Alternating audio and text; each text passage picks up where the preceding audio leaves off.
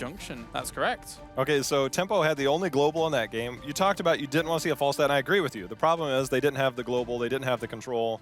This is a map where you almost certainly have to either ban it or have something. And this is a map where I think that Tempo could be going an Illidan route, things like that, and it makes up for that post 10, and they can just manipulate that. I think that macro-wise, Red Canids might be in for a treat here from Tempo Storm. Yeah, I think I agree with that as well. But in the note of Falstad and talking more on globals, from what we've seen in the past patches, I mean, Falstad was near the top when you spoke about the word of a global. You thought of him almost before you did Dahaka, right? It kind of changed where he was a little bit, you know, maybe tier 2. But I mean, in modern meta, with how many Death Ball melees that can dive onto a Falstad and pretty much ignore Gus, Falstad in itself isn't a solid representative, right? I would like to see Canids focus on something like either getting the Dahaka themselves if they're going to try and play that global game to be able to peel off, but avoiding the Falstad. It's just too vulnerable to heroes like Genji in the meta. Well, we are into the draft fort game at number 2. Tetra, what are you thinking? Well, for starters, I think Dread hit it right on the head. We haven't seen Falstad at all. Probably for that reason. As such, the global game becomes a bit smaller, aka Red Canids' first ban. Makes a lot of sense, banning out the Abathur. It was a long time on this map where he was considered maybe just not so good, or at least not as prioritized. But nowadays, he is working very well in some heavy melee comps. And we're starting off for Canids with Dahaka. Like we said, globals, high strength, good rotations. I really like that from Canids right now. They've got the Abathurs off the table, so they've removed one of the fear of globals. Genji was banned out by Tempo Storm, so now the only thing I'm worried about is where's Psalm going, right? We've removed the Genji, so now is it going to be something on his Zeratul? Is it going to be, you know, looking for those kind of sleeper heroes that he likes to get a surprising pick off here and there? They stick to the norm, locking in the Uther and the Greymane. Very standard picks so far. Tracer, Illidan. Those are two that, they both work very well on this battleground, and they're both heroes that he does not mind playing at all. With Task buffed as well. And they got Uther. Potential comes back in. You have the Greymane D-Shield target. Do you want another? Very good point. It's a really weird mechanic, because it is true that, yes, the Tassadar being slightly buffed to make the Tracer, which we already know to be viable, onto this map and some of the pairings that you can have into the Illidan. I like the Illidan a lot. I think, again, just because there are so many melees and the health bars are a very, very successful tool right now that Illidan can kind of accent those effectively. But it just... That makes it a lot more difficult to go Illidan. Yeah, I was going to say. The minute it goes that, it's like, well, you know, double the blinds. And double blinds as well. Very nice. So they've got the Cassia, who is a great energy generator if you're playing her effectively, and Ariel, who can add an extra bit of blinding to empower the Cassia. These two combo exceptionally well together. We're one of the favorite combos outside of the Valor Ariel combo for quite a long time. I really wonder if that does open the door for the Zeratul, or whether that is a ban priority. You know, we know Cassia, she has the built-in physical armor when she's moving. Now, she does succumb to the pressure of mages, spell damage, things like that. Zeratul obviously going combo slash at 4. Doesn't get as much value out of his auto attack after using an ability, but the ability damage can certainly be there if he does want to go that route. Been thinking about this Tassadar for a long time. They are. They're trying to figure out if they're afraid of, you know, the Ariel Tassadar or Ariel Zarya Tassadar, like any form of the shielding Ariel plus hyper carry composition. The AoE supporting from Ariel is just, I mean, it's near unrivaled in our game here when it comes to the supporting and sustainability. So they stake it with it. They lock it in. I think it's safe, really, from Tempo Storm. And if you are considering yourself the better team, sticking a safe strategy off of one win, that's where you should be looking. With the Tassadar being banned, though, does Mr. Shrite himself channel the power of the hair? It would be the dream. And then go towards the Zarya? I think so. It's possible. And that's if Tempo doesn't deny it here, though, because Tempo themselves, that fits their composition very, very well right now. They can lock that in, accent the Greymane, pick another, you know, Divine Shield Divine Shield and Zarya target, like more offense and all in, again, with something like ability. But the thing, this is the thing right now, is that we're playing with a brand new hero that hasn't been tested. And we talk about compositions that might come against that. D.Va fits the prototype of what can we use to defend that. Big map for her, though. It is. And she has the slow movement speed, obviously. But if you're looking at going against the composition like that, is that something you want to have in defense? Look at the eyes there. Yeah, good shot. I like it. Yeah, there's either potential for that hit. Zarya would be cool, especially seeing as this is a double boss map. But we are going with Li Ming and Muradin. Double resets. Tempo Storm, Yeah. again, drafting an offensive composition, though last game, you know, it kind of seemed to not, again, it didn't seem like it had the bang I was kind of looking for here. This one, I think, is a little bit easier to be able to execute, so I think Tempo might be able to make it work here in the early parts of the game, but I'm going to be honest, I am a little bit skeptical after that performance in the last game. Again, it was in control for them the entire time, but if Canids pick a little bit easier composition to be able to execute and it's a little bit closer, I suddenly don't look at like that, like Tempo Storm will dominate this game as well. Is more blinds potential here?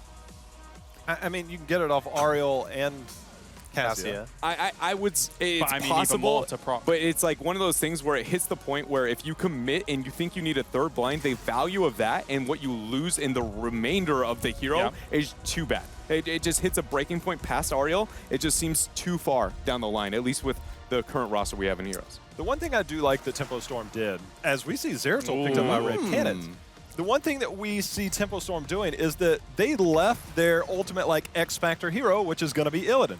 They left it for the last pick so they could make sure that they could feel comfortable going into that hero. Yep. They had, being second pick I think sometimes has its advantages, especially when you think about the fact that you are the last pick and you can counter what the other team is doing and you can hide that secret, we're going to do this hero. But Illidan can't hunt onto Cassia because at level 4 she can pick up a talent that when she gets stunned she blinds, she basically just blinds the area around her. So you can't hunt onto that. You have Crystal Aegis, so do you have the follow-up CC though to deal with that? And the answer is no. The only like hard CC that you have is a Dahaka Tongue at this point. I mean, all this being said, though, Greymane, Li Ming, and then Illidan, that's a good blow-up. That's a lot of damage to come out. Illidan doesn't get on Cassia. That's unless he's there comboing with everybody there, he's not going to be like, look, I'm going to jump on this hero and I'm going to 100 to 0 them. That's just not going to happen. If this game goes even, up to 10, and it's not unreasonable that one team seems to be gaining an upper hand whatsoever. I mean, I'm at the point where I put my money on Red Canids. I'm not kidding. Even after that last game, Tempo Storm drafted a extremely high-impact, explosive composition. That's one of their biggest weaknesses, is they are not an explosive team. They're slow macro. Their opponent has an even macro game whatsoever. And as long as Tempo doesn't go 1 through 9, play the Illidan skirmish game with the Li Ming resets left and right, we go to like 12, 13, and it's dead even. 100% Canids. Well, predictions and thoughts, Techo? Both comps are very interesting. Canids have a lot of self-sustain, but I think that the blow-up comp, Dread seems to doubt it a bit, but I think the Tempo can probably execute it well enough. Doesn't have to be perfect, just well enough, so I'm going with Tempo.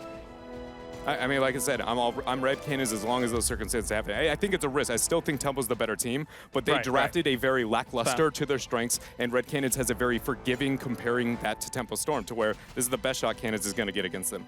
I 100% it's the best shot that they're going to have. I do wonder, however, if they'll be able to deal with the macro pressure from Tempo Storm. I'm going Tempo. All right, well, thank you very much as we now get ready for the game in just a moment as we can check in with how the vote has been going from game 1 to game 2. Still leading it. There's a People lot. with Tread. It went up even higher. It did. South America is rooting for their boys. They are. There you go. Gotta love it, man. I having some pride. I mean, it's going to be awesome to see that, but for me, I can't get across the point of like how when Tempo drafts offensive and they fail to execute it, it just seems so, I don't know, difficult. You know, to watch them, you kind of get that kind of performance and seem to struggle. And it always happens at international level, and I guess maybe I've pulled my faith too early.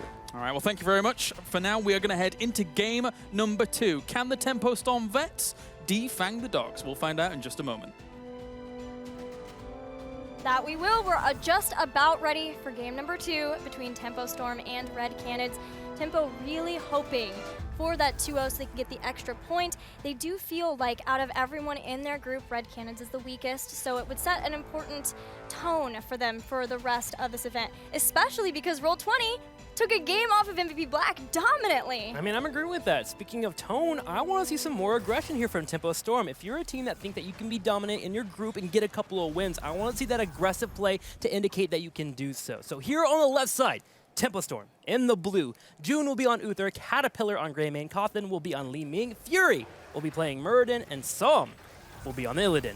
Som definitely the one to watch here, but in the red, their opponents, Hamtaro playing Dahaka, Letho playing Cassia, Vieira on Ariel, a favorite of his, Typhex playing Tyrael, also a favorite, and finally Jay Shritit playing Zeratul. For this game in particular, I'm keeping an eye on that Zeratul. I think this gives a tool here for the Red Canids to actually go in for an aggressive play when they want to. Finally, they have Void Prison. They can shark around. They can move in for an engage. And I want to see them actually use that tool to be a bit more razor edge in the team fights. It felt like they were trying so hard to force things to happen in the last game, and it never did because Tempo Storm played so patiently. With Zeratul being here, they finally have a tool to utilize to actually make that happen. Yeah, I'm excited to see how Jay Shritit does. Generally, he plays these more ranged assassins, but he is so flexible for the team. We've played him, or seen him play so many different heroes from the Lost Vikings to Zeratul in the past.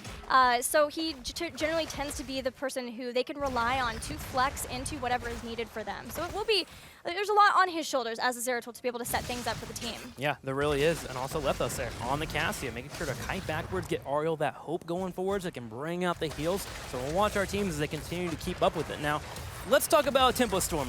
As mentioned by the analyst panel, there is a strategy here for them. They actually kind of enjoy this battleground now. Caterpillar in particular was really kind of hyping up him and his team for this battleground. So I want to see what unfolds for them. Do they have similar strategies to Cursed Hollow, where you're playing around bosses, getting things pushing, keeping your opponents on the back foot while you're moving for nukes? Or was that all kind of floated talk? Were they just talking up the map to make us get super excited for it? So let's see how that actually pans out for Tempo Storm as we move towards that level 10, where Illidan really comes online. Yeah, I think the one thing you can expect here is the hunt from Som. It's a I love big the hunt. battleground. It makes him more global to be able to react to wherever Dahaka is to, and hope that if the team can split apart Red Canids, and if Som finds an opening to try to take someone out, he can do so quickly, joining whoever else might be there too. We have some change up in builds though. We're going for a Magic Missile style build for Cothenluck's Li Ming. He has gotten Charge Blast. To see if he follows up with Seeker, any other builds, or if he still wants to get Calamity at 7. Really wanting to hit those Qs when Muradin comes in for the Storm Bolt. Uther follows up. They can just take out a target as quickly as possible. Tyrael in particular. Speaking of Tyrael, here he is burning down the left side. First kill for Tempo Storm. Uther as well bringing out a stun on Hamtaro, but he will be able to escape. Zeratul at the same time in the top right corner was killed by Som. Som got the second kill for Tempo, but Red Canids did get one of the nukes, Cattle channeling the others. The two teams will split this first nuke phase. Who can get more? Who can hope to try to get heroic abilities for the second? That's when you have the 4 nukes. So it's much more important to make sure that you have that. And Tempo Storm is well on their way with already a near level lead over the Red Canids. Yeah, that's a really good point. It's actually a really solid pick here for Tempo Storm to pick up this battleground, assuming that the Red Canids are actually not as macro intensive as you would think, because you start missing small amounts of experience, and that can really stack up, especially on a major battleground like this. However, Fury on the left side, in trouble. June comes in for a heal. He's going to get stunned against the wall there. Does get the last second clutch heal on Fury, but June may pay for the death here. Fury, unfortunately, beating his teammate into death. It's a beautiful detainment strike from Vieira to make Juicy. sure they could get that kill. I like that. Juicy indeed. But June at least did save his teammate. I was concerned that they would lose both of the kills, but keeping him alive long enough to get Fury that second dwarf toss so that in the end he could at least save Fury there. But that gives some experience back to Red Canids, trying to get to 7 to catch up with Tempo Storm. Cothenluck still picking up Calamity, so just getting a Magic Missiles at 1 and 4. Still waiting for the Red Canids. Get to level 10. We're getting closer and closer as 7 is about to hit for both of our teams. Now, big massive push in the top lane. Dahaka will be able to hold it for a small amount of time, but he will need some aided help. And Red Canids, realizing this, rotate a few members at the top and will defend with that mercenary camp pushing in. Not really much happening on the battleground for Tempo Storm here. Usually would have a push happening in the bottom left, but so far they've taken everything they can on the battleground to where they don't really have much follow-up here, which is allowing Red Canids to get back into the game, especially with Jay Shritit moving around and getting the clear on the experience. Yeah, it seems like maybe Tempo Storm concerned about, does a lot of damage to Vieira, knowing that Vieira has to sit still while he's shooting that nuke. But concerned with the early game possibilities of Red Canids to get picks potentially with a Zeratul, especially now that Seeker has been picked up. I'm also looking at the Ariel build, as we do have his cooldown reduction. Righteous Assault, there you go. I got distracted by the fight, so hold on to that. Psalm and June trying to get away. Nice drag from Hamtaro. Psalm has the strike out. Fury joins the party. Hammer of Justice, they're looking to turn. They're getting pretty low here. Finally, we're going to have Ariel show up for the heals, and Psalm wants to go ahead and retreat. But here's the main story. Greyming in the bottom right, Cattle, realizing, hey, there's a lot of people in the middle lane. I'm just going to push in, grab some experience, and gets that fort low on health, which means another nuke coming down there gets that fort in a position where it can be killed off. And speaking of nukes, 4 spawning in 15 seconds, and with Hellbats being grabbed in the bottom left, Tempo Storm hoping to get to level 10 quickly here and start making plays. Tempo has done such a fantastic job both of these games of being able to abuse Red Canids' pure excitement for a fight, right? Sure. They just want to go in for a fight as much as they can, and abusing how much Red Canids are willing to commit to those team fights of rotating in. I was looking at Righteous Assault. It's cooldown reduction for Sacred Sweep. For Vieira, later on getting Blinding Flash, they'll be able to combo that a lot more with the blinds for Cassia. Oh, Gilly. 3 nukes have gone over to Tempo Storm, with 10 being here, the hunt being picked, as you mentioned. They're in a spot to start applying pressure on the battleground or even move in for a boss. And look at the very north here. The hunt even being used here to move straight onto the boss to burn it down as soon as possible. Now, the other side, Red Canids, kind of aware of this. They start their own boss in the bottom corner, and that's probably one of the best things that you can do. A very similar strat to what you would see maybe on Cursed Hollow is occurring here. And they do have good boss control too, especially with Sanctification coming out and Void Prison. So Red Canids will go ahead and grab that for now. Boss on boss action, both in the top and the bottom lane. I had a feeling that would happen if Tempo Storm could get any of a lead. 2-10 is immediately get a boss from that. But nice response from Red Canids to get the boss of their own. And they even used their nuke there in the bottom to try to soften up that fort for the boss push. But now they're having to head back because Tempo Storm using that time to push past the fort even and get the mercenary camp from Red Canids' side, and they're going straight for keep pressure. That they are, and look how they only use one nuke here for the moment. Because of Zeratul being on the opposing side, Void Prison being here, they can actually Void Prison out the nuke damage. So they do only 1 nuke at a time and layer the damage over time. Heads up play there by Tempo Storm, and they are pushing in, and they're looking for a keep. Red Canids has to have a solid defense here. They're trying. That's the start of it, though. Drag is good. Nuke is down. Red Canids trying to get out of it. Hamtaro has used his essence now. Typhic's pretty low. With the final nuke falling, the boss will too, but the keep has been taken. Man, I wonder why we didn't have the Void Prison used there on that keep in the top right corner. He could have actually saved that keep from going down. They would have defended the boss, and they wouldn't have to deal with catapult pressure constantly coming their way. Now, suddenly, throughout the rest of the game, they have to put resources in that top lane to deal with the pressure coming their way. This is going to be a difficult game for Red Canids, especially with that keep going down here at 7 minutes in the game. Yeah, in the last game, the keep was down in the mid, so as long as they were rotating back and forth, they could defend that. But now with it up in the top, especially since that, again, it is a boss lane, later on, that could be big trouble for Red Canids. So Red taking a page out of Tempo Storm's book, stealing the camp from their side too. I've noticed that Red Canids really like to do this. They love to try to steal away mercenary camps, and they'll even do it if they don't have an advantage, just if they feel like they have to. They're ready to bring the aggression at all times. To what end? That's my question. Typically, you move in for a mercenary camp because you're trying to get a fight happening your way, or you're ahead and you want to make sure that during the next objective phase, you can move down while your opponent loses value. But there's nothing happening with that engagement. There's no statement being made. There's no experience being grabbed. Tempo Storm says, okay. They walk up, cleared out with a couple of abilities, and they're set up for the next phase. That really wasn't that great of a play there unless Red Canids moved in and actually tried to use a Void Prison and force a fight. Well, we have 2 nukes on the board. Tempo Storm gets 1. Dahaka's just hanging out in the top lane. The fight's going to break out over the mid nuke. Constant poke from Tempo Storm. They win this poke where the hunt comes out. Age is used here for the last second. Not much healing available. Sanctification will also be burned out. There is not very much healing available for Ariel because no damage has come out. And Tempo Storm steamrolls in this fight. 2 people down, a third being killed off as well. Hamtaro actually with the health bar will be able to live for now, but Psalm continues the chase. So well done from Tempo Storm, especially Fury, to keep the members of Red Canids in the fight after things started to go south. Sanctification used, Void Prison at the same time used. So these things, Fury notices that this is an issue for Red Canids, keep them in the fight until the rest get out of the Void Prison, and they'll get 4 kills for their efforts. and more importantly, start putting pressure on the keep in the bottom. They're putting that pressure before the fort is even down. Twice now. They were so aware of what they could do with the nukes. They move in and open up that bottom right lane for an avenue for a win later on. I love the play. Now, Red Canids realize they have to make something happen. They're about to hit 13. They move in for an engage. Typhix leading the charge. Hamtaro does get over here and brings out a drag, but with Divine Shield as well as a Hunt, they're going to stop this fight.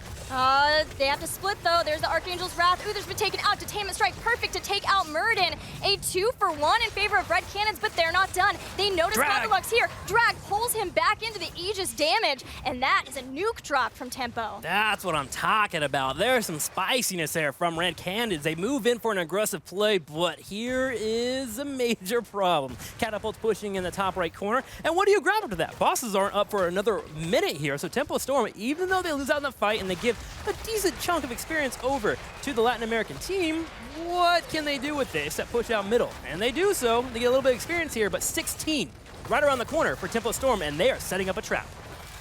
Psalm's there. The team is split, Zeratul in bottom and Tyrael in the top. Tempo Storm not willing to get into a full engage without the rest of the team. We have the full Magic Missile build for Li Ming. What do you think of this? Even getting, they've got Fireflies to add to this Charge Blast. No Seeker, still got Calamity, but Cannoneer. It's been pretty good, actually, so far. They've been bringing out the Hunt to land down a target and burn them down, especially if they're dived into. We saw it last time when we saw the Divine Shield come out, the Hunt follow up to help stop that engagement from occurring, and then Li Ming brings out the damage. They can blow members up if they land that Q and bring in that auto attack with that, the Cannoneer. So I actually like the pickup here from Tempo Storm. They are intending to stop all types of fights here from Red Canids. Now, can they continue to do so with 16 hitting? That's the next question here. With all heroics available for the Latin America team, they could come in for an engage. Stormbolt missed, but Hammer of Justice does not. That's Bolt Lightning, though. Here comes the Hunt. As soon as Typhix wanted to go in, Void Prison catches a ton of the members of both teams. Sank not up for 6 seconds here. Tyrael will fall. Illidan continues to flip around, brings up the damage. Tyrael trait procs on the Divine Shield, so Psalm won't take any damage. He continues to fight. He will be blinded. Jay Shrede coming around the side, wants to get a kill, doesn't do so. Gets low. He will trade 1-for-1 as Zeratul and Greymane fall. It's going to be a 3-for-2 trade overall. Red Canids starting to fire back here at the end of game 2, knowing that this is it for their possibility of getting a point off of Tempo Storm, denying that third one too, but importantly getting one for their own. Heading back though to clear out this top lane once again. In 4 seconds, we'll have a 4-nuke phase spawning. Red Canids have the tools to be able to pick these up, but they're having to deal with the top lane, and that lets Tempo Storm get into position to get at least 2. I like Ariel's head-up play. She moved in for the nuke in the middle there, but realizing that the Hunt may be up, she pulled away, making sure that she didn't start to stagger deaths for the opposing team. With Red Canids and Tempo Storm being on even footing here, there's potential here for us to see a 1-for-1 overall in this series between these two teams if they just play it smart here. Now, everyone groups up. Dahaka in the bottom right, Zeratul on the way. 25 seconds before we have a Void Prison, but Red Canids do have the tools now to fight. Tempo Storm is sneaking a boss. They have Psalm here and Greymane's on his way. The rest just need to try to keep Red Canids busy here in the mid without losing too much. They don't want to lose their nuke that Fury has. Is the realization here from Red Canids. Dahaka has to defend top. Bottom is under siege. Tempo Storm is again being dominant in their battleground pressure. The sheer pressure they put onto their opponents in this series has been impressive. Nothing can be done. Tempo Storm gets a boss in a lane that already has a keep down. This is trouble. I love the play. Now they have multiple options. Push in the top lane, move in for core damage. If their opponents are set up around that boss, they don't even have to move in. They can run down to the other boss, grab it from there, because Red Canids won't have time to even move in for the rotation. They even set up in the Fog of War. Their opponents haven't seen them here, so if we have anyone overstep like Letho, they could go in for an engage, but Letho able to walk away just barely. Got back in the nick of time. Fury may be questioning it to jump in with Dwarf Toss nukes. Starting to land, starting to fall. Void Prison stops one, while Red Canids try to bring down this boss. A second nuke will connect. Remember, Tempo Storm has Greymane, but importantly, Illidan. Tyrael has already been taken out. The core is falling 40%, 20%. It's Tempo done. Storm takes game 2. Psalm on Illidan on the core will help earn a victory, especially with the boss and the nuke being in the rotation. Tempo Storm will walk away with the victory. A little bit less explosive than many would expect from them, but still, they got the job done and they did what they wanted to do. Grab what they consider the easy points here in their group stage. They grabbed 2 here, which would be a total of 3. They were stifling in their macro game, definitely, versus Red Canids. Red Canids looked to have the aggression we expected from them, but it seemed like so many missed opportunities, or opportunities that really it was just Tempo Storm denied from them to even have that aggression. Yeah, Tempo Storm really just being in control there, understanding how to run the battleground. Of course, their macro just being on point this entire game. But I do put a challenge out there to Tempo Storm over the next couple of days. Let's see some aggression, mix it up, bring out what you can. We know this team can be explosive when they want to. Maybe they felt like they didn't have to do it today, but to get victories in the next couple of matches, especially if you want to make it a bracket play, we gotta see a little bit more. Well, our panel is ready to dissect that last game, so let's head back to them. Strong showing there coming out from Tempo Storm, 2-0, bagging themselves 3 points here in their group. So a good start for Tempo Storm. What do we make of Warhead Junction? I mean, they played the map very well. The Illidan pressure, you saw like when at the set, especially when it comes to like splitting the pressure onto the map, focusing on to getting the boss later in the back half of the game. Tempo definitely has obviously done a little bit of homework recently after HGC and then moving into the mid-season brawl, but for being, you know, a little bit of hype and focus on the map again with the composition, yes, it's a win. Are you satisfied is still the question I feel like I'm left with. Like, after you. Oh, go ahead. Okay, Red Canids, they definitely put up a fight, though. We can't take that away from them. Their team fighting overall was solid. They just sort of lost in every other aspect of the game. Yeah. Right, That's been my biggest concern. The minute the Illidan pick came in, I'm like, you know, we have a strong draft against it, but do you know how to execute when you start? And it's very different, right? Warhead Junction, not the most common map. The Illidan pick, it's something NA, as we've seen a handful of times do. So things like that are going to happen. You know, you'll get into, if you can get to the next series, you can get onto more comfortable maps. As you said, there were some very bright moments for Canids, but it kind of went as expected for me once I saw the Illidan picked up there on Warhead. Well, time to change gears just a little bit as we go to Sports Center J-How. It's time. It's been a while, but it's time for a replay. While. Oh, man. I actually really like this one because there's a lot of small cues here, and we're actually going to start off right away. Let's pause it real quick because the key thing right here is Psalm down at the bottom. You know that you have Shrite here lurking on Zeratul, so making sure that you don't show. Illidan right now is not showing, so right now the main focus is up at the top. We have Letho up there at the top, and he's very aggressive, baiting this out because Shrite is looking to come in for the flank on the VP. Unfortunately, he eats a lot of damage. We see the combo, and then instantly pause right here. Up comes Illidan, but perfectly timed is that we move it forward here, is going to be the Crystal Aegis, which is nicely done. Now they finally do get Shrite starting to rotate up. Now it's desperation mode for Red here as they come up, and we're going to move forward here. The Aegis is going to go, Psalm trying not to get hit by that, but it puts him in position to get caught in the VP. But the key player here, as we pause it, is Fury. His positioning, he recognizes that Zeratul is a thing. You don't want to be fully caught, full man in that. So now the cool thing is we have the Sanctification. Fury holds his Dwarf Toss, recognizing now has a vulnerable target. He's going to come in with his Dwarf Toss, lands, almost perfectly timed, but he slams down, hits his W, and you're going to see our first hero go down. And there goes first kill as we go in, Cassia, and now all of a sudden you've got a lot of low health heroes, and this is where Illidan and team just thrive, and bam, one goes down. They're going to follow it up. They're not done. They start to spread out as Tyrael comes in.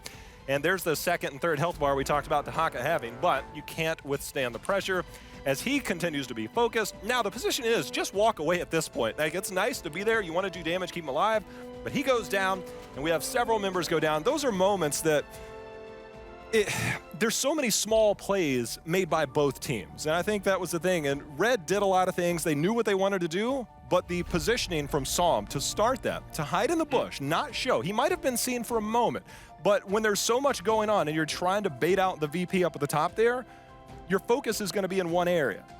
But I think Psalm and company did a really good job there to counter that. Do you know that moment when you see someone doing what they were born to do? Yeah, that's the way I feel like every time I look at June. Ah. Speaking of which, hello, my friend. Hello. Congratulations for the 2-0. Thank you. I'll ask you this question later on. But so going into this series, going up against Red Canids, what did you expect? Did you expect to go into these two games as strongly as you did? Honestly, kinda, yes. Okay. We expected that we will do pretty well. but surprisingly, I think they were a little bit more, it's like challenging than Yes. we first like thought. So I think they did pretty well. Gents? So one of the things that we talked about up here pregame was about how you guys are good. You're a really good team. There's no denying that. You guys have talent. You're good. You're 13-1 in the division. But on the global stage, you didn't have the results that you wanted in the last two between the Western Clash and BlizzCon. But coming in here, what are your expectations as a team? Because now you've been together a while. It's not just about winning against Red Canids. It's not just about winning or trying to place in the groups. What are your general expectations when you come in right away against this team, knowing that you are the heavy favorite? What's the mental expectations for your team? Me personally, and I'm pretty sure our team will agree, have two main goals: is to be top 4, and other one is beat Dig no matter what, because our record versus them are not that great. So that's our main focus for now. So focus now, get past group stages, and come with a new focus? Yeah, one step at a time. Because, like personally, last time we were, I mean, for me, I thought we would like just go and like crush the global stage, and I learned the hard way. So I want to make sure we go step by step, because that's what I did when we were Morlocks at Burbank. Our goal was to be like top 4, and when that happened, we go for finals, and after that we go for win. So Right. Dread? Yeah. I mean, I just want to, when looking at your guys' play, you guys have upgraded from the beginning of Phase 2 to the very, or the Part 2 and to the end of Part 2. And here at DreamHack, you guys have put in a lot of effort. Everybody's been giving you guys credit that this is going to be the most dominant performance out of it yet. Do you feel like what we just witnessed in those last 2 games, like that was that is the version of tempo you can expect, or that's like not even close? Like what power level would you say we experienced? honestly, if you play our best, I think this is like 50% or less. If you play perfectly. Okay. So Okay. and yeah, there's no Nice. It's just So- nice to know. You know? yeah. Anticipation for more, potentially Yeah. down the line. My last question is, I want to know if I heard you correctly over there. At the very end of the game, you said, no, don't kill me, my KDA. Yeah, I actually said that. I mean, honestly, I've been feeding a little bit, Yeah? a lot, so I want to make sure I put the number a little bit higher. Yeah? Although it doesn't matter too much, but But it's that's something. important. Yeah, it is Absolutely. important. Yeah. Think about all the fake internet points you could be winning with that Yeah, KDA. Exactly. Yeah, Yes. for sure. That's upvotes on Reddit. Exactly. Let's be honest. Yeah. All right, well, thank you very much, June, and good luck in your next matches moving forward. As we're going to check in with the groups now and see exactly how things have gone down so far. As we can see, Tempo Storm taking that 2-0 victory over here in Group B. And then, of course, that means now we're going to be moving on to a few more games that are going to be on the down the line, as L5 is going to be going up against Soul Torch,